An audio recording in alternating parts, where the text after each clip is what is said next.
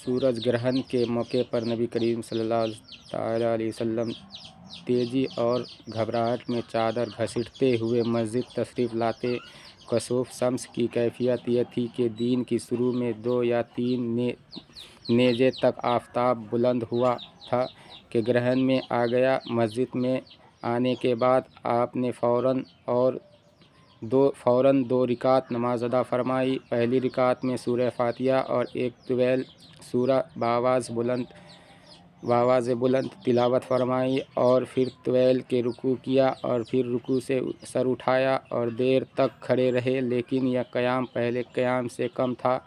रुकू से सर उठाते हुए आप सल्लल्लाहु अलैहि वसल्लम ने समीअल्लाहु लिमन हमिदा रब्बना वलकल हम्द फरमाया, फिर क़िरात शुरू की, फिर तवील रुकू किया जो पहले रुकू से मुख्तसर था, फिर आपने सजदा किया जो तवील था और दूसरी रिकात में भी इसी तरह अदा फरमाई। यानी आप सल्लल्लाहु अलैहि वसल्लम ने 2 रिकात नमाज में 4 रुकू और 4 सजदे किए। आप सल्लल्लाहु अलैहि वसल्लम ने उस नमाज में जन्नत और जहन्नम का मुशाहिदा किया और जन्नत से अंगूर का एक खुशा तोड़ने का इरादा किया, सहाबा कराम को दिखा सके, और दोज़ख में दो जखियों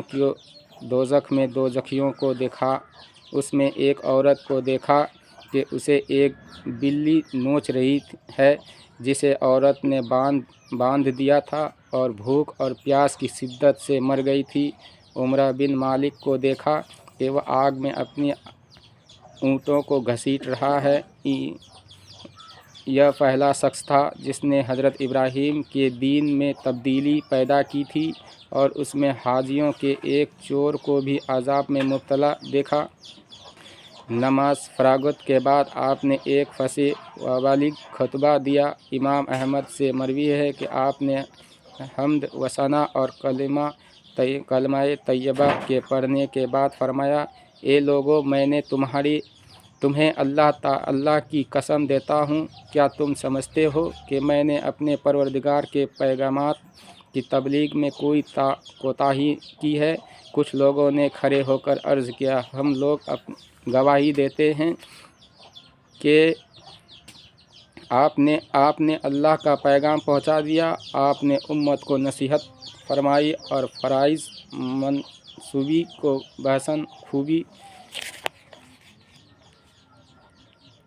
और अदा फरमा दिया। फिर आपने फरमाया, अम्मा बाद लोग समझते हैं कि उस सूरज या चाँद का ग्रहण में होना या उन सितारों का अपने बरजों से हट जाना अहले ज़मीन के बड़े बड़े लोगों की मौत और बास होता है। यकीनन उस अकीदा गलत और बातिल है। उनमें से कौन तौबा करता है? बाखुबी बखुदा मैंने खड़े होकर वह चीज़ें देखी जो तुमको देना आखिरत में पेश आएगी।